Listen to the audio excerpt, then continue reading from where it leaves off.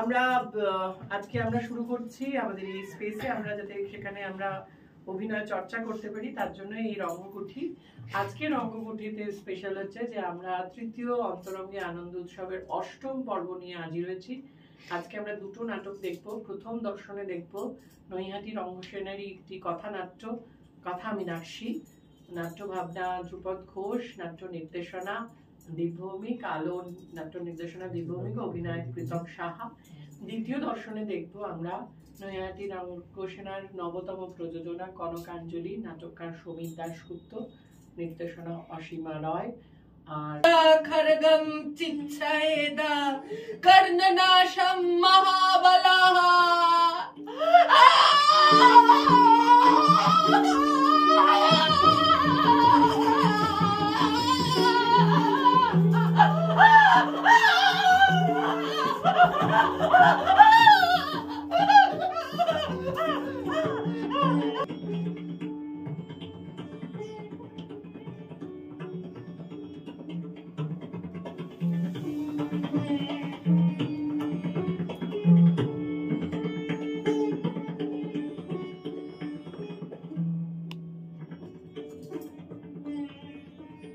আমি মীনাক্ষী,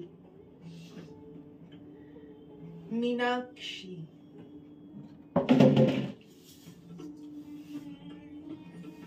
মৎস্যের ন্যায় আমার দুটি চোখ, সেই কারণে আমার নাম দেওয়া হয়েছিল মীনাক্ষী।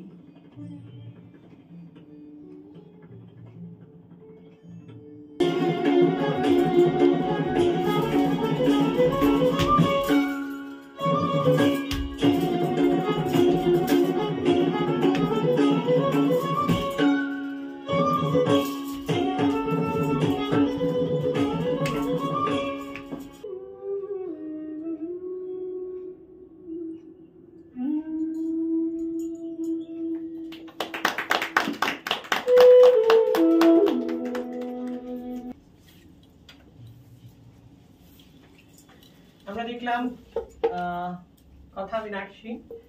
এই নিয়ে আমাদের 4টে প্রোডাকশন আছে। প্রীতম তৃতীয় 3 নম্বর প্রোডাকশন করছে। তো আমাদের সাথে আজকে পরিচালনা সমিতির ভাইস প্রেসিডেন্ট শ্রী অমিত কুমার গুপ্ত মহাশয় আছে। আমি আমাদের ডিরেক্টরকে ফেসিলিটেট করার জন্য তাকে একটা থালা নিয়ে আসো, ফেসিলিটেট করার জন্য এবং কিছু কথা বলার জন্য অনুরোধ করব। আমরা একসাথে কিছু বলুন। খুব সুন্দর হয়েছে, খুব ভালো লাগলো। তবে আমাকে আগে দেখিনি, আমি আমার বাড়ি বাঁশবেড়িয়া। প্রণাম করো। বাঁশবেড়িয়া, ঠিক আছে। আর রঙ্গকুঠিতে এসে কেমন লাগবে? খুব ভালো, সুন্দর পরিবেশ এবং তুমি এই জিনিসটা করেছো, এটা তো খুব ভালো লাগছে। এরকমভাবে ছোট ছোট করে রিহার্সাল করলে অনেকেই হবে, ভালো লাগছে। বসুন। আমাদের এই বছর আমরা জানি, আমরা পারিপার্শ্বিক পরিস্থিতি সব জানি, কিন্তু সেই জন্য নয়, আমরা এই বছর ঠিক করেছি যে আমরা আমাদের যত অভিনেত্রী বন্ধুরা রয়েছে তাদেরকে আমরা ফেসিলিটেট করব। তো সেই জন্য আমি আমাদের চিফ গেস্ট শ্রীমতী চন্দ্রা গুপ্তাকে আমি একটু মঞ্চে ডেকে নিচ্ছি। তাকে ফেসিলিটেট করবে আমাদের অভিভাবিকা শ্রীমতী কাবেরী দাস। চন্দ্রা দি আসো। আমাদের কাবেরী দি খুব কাছের মানুষ, ছোটদের রঙ্গসেনার অভিভাবিকাদের মধ্যে একজন। তো চন্দ্রা মোদীকে ফেসিলিটেট করার জন্য আমি তাকে ডেকে নিচ্ছি।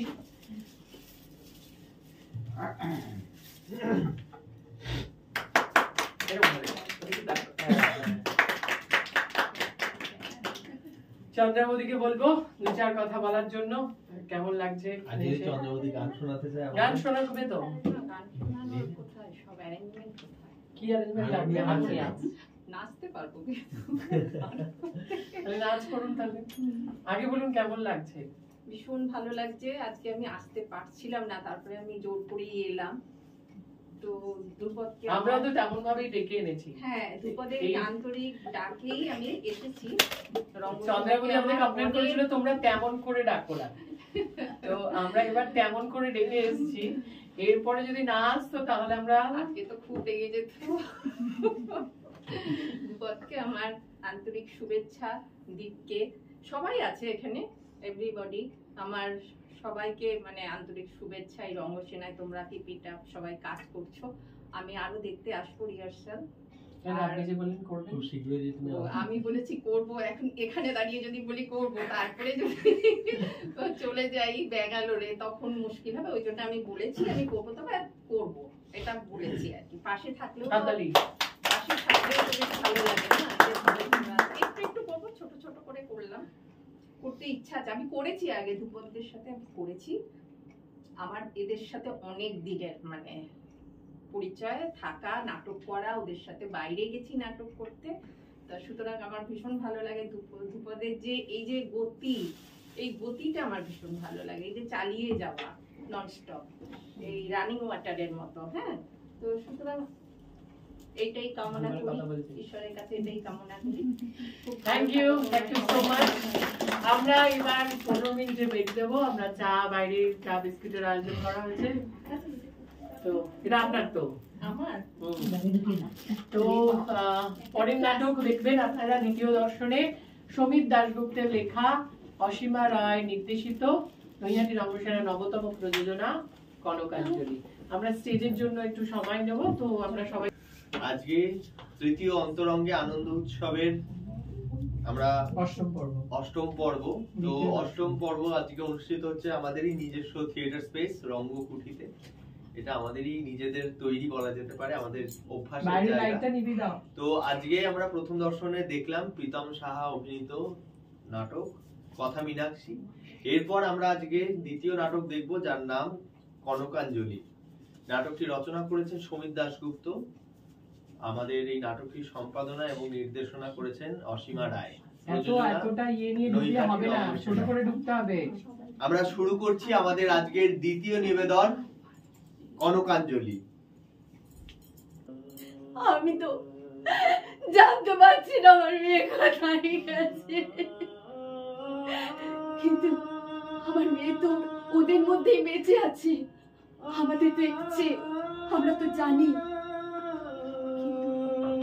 আজ আমি যে মেয়েটার কথা বলবো, সেই মেয়েটির নাম কনক।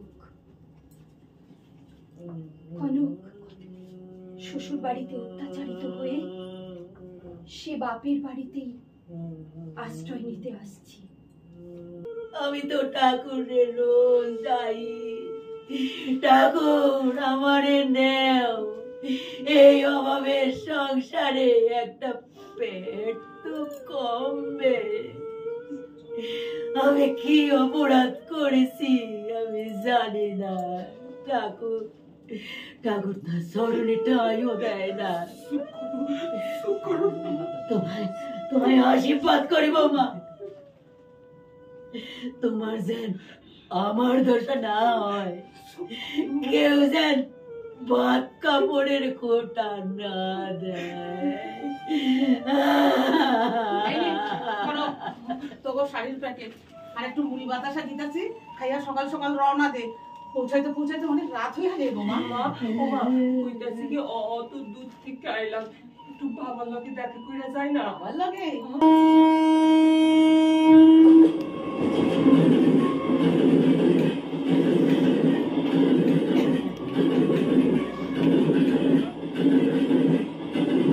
মাসিমা, আসলে আমাদের এক বান্ধবীর বাবার কাল অপারেশন হবে, আমাদের ওখানে পালা করে থাকতে হবে, কখন কার কি দরকার লাগে সেই জন্য।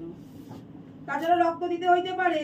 রক্ত কারা দিব? রক্ত কেন, আমরাই 5 জন রেডি থাকবো, দরকার হলে আমরাই দেব। রক্ত দিবি? বাবার বাড়ি নাই, এর থেকে আপনার লোক কইছে। তো মায়ের ডে চাইস নাই? চাইছিলাম।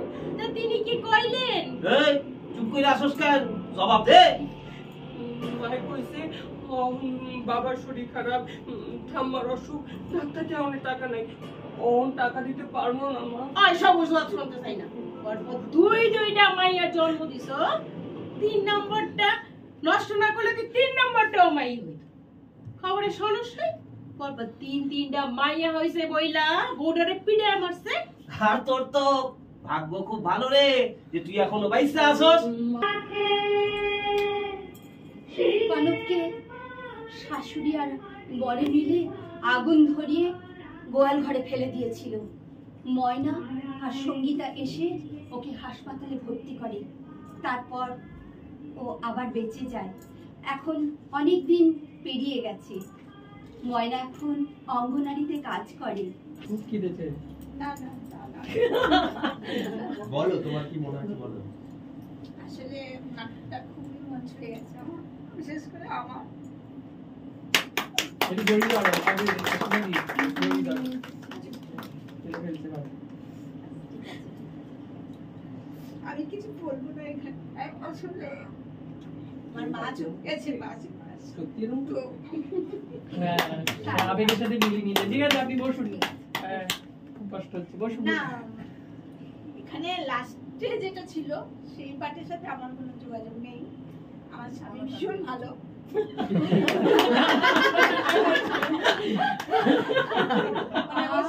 ও আছে আমার পাশে, তবু মানে কোথাও মনে হয় যে আমরাও মানে ডে টু ডে লাইফের সাথে মিলে যায়। হ্যাঁ, সেটাই। না, এটাই ওদের সার্থকতা যে ওরা সেটাকে কানেক্ট করতে পেরেছে, আপনাকেও ভাবিয়ে তুলতে পেরেছে, কাঁদাতে পেরেছে। এটাই একজন টিমের হওয়া উচিত। আর কি বলবেন? প্রথম কথা বলি যে আমি তো ভীষণভাবেই মানে আপ্লুত এই কারণে যে আমরা তো রোজ রিহার্সাল দেখি। আমাকে যখন এই গত মাসে যে নাটকটা দেখানো হয়েছিল তাতে আমি ডিটারমিনেশন নিয়েছিলাম যে এই নাটক বন্ধ হবে, কিন্তু আজকে দেখে আমি বললাম যে তারা পরিশ্রম করেছে, পরিশ্রমটা বোঝা গেছে এবং ছোঁয়া ভালো লেগেছে। মিতা ভালো করেছে। মিতা একটু জায়গায় একটু সমস্যা আছে, সেটাও মিতা রিহার্সাল করলে ঠিক হয়ে যাবে। অসীমাদি ভালো করেছে, অপাদি ভালো করেছে। রেবাদি তো প্রথম এত বড় চরিত্র অভিনয় করছে, আমার হাততালি দেওয়া উচিত ওনার জন্য। এবং উনি ম্যানেজ করেছেন। আর একে তো দেখে মনে হচ্ছে যে দুজনেই ম্যানেজ করেছে। হ্যাঁ, আর একে তো দেখে আমার মনে হচ্ছে যে মানে সপ্তর্ষির যদি বোন থাকে সে এত সুন্দর চরিত্রটাকে ধরেছে, খুব ভালো হয়েছে। কিন্তু ডায়লগের কিছু একটু সমস্যা আছে, কিন্তু এটা আমার মনে হয় আরো রিহার্সাল।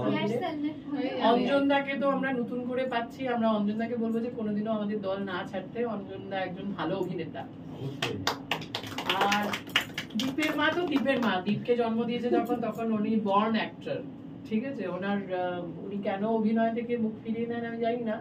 তবে মনে হয় যে উনি যেন স্টেজে দাঁড়িয়ে প্রমাণ করেন যে আমি দীপকে জন্ম দিয়েছি, এরকম একটা মানে she is a very strong actor. আমি জানি না কেন উনি নাটক থেকে মুখ ফিরিয়ে নেন, কিন্তু আমার মনে হয় যে উনি যদি ভালো করে করেন উনি আরো ভালো ভালো চরিত্র করতে পারবেন।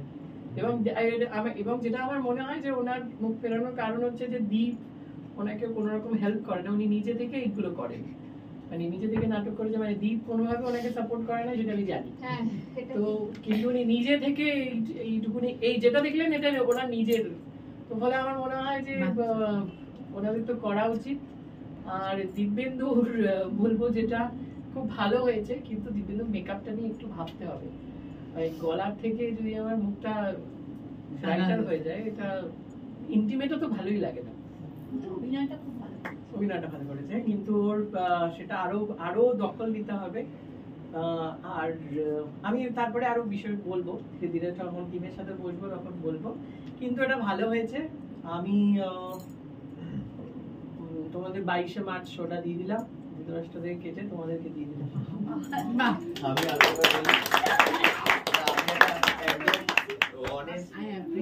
বলি যেটা হচ্ছে যে আমরা সত্যিকারের খুব প্রস্তুত ছিলাম।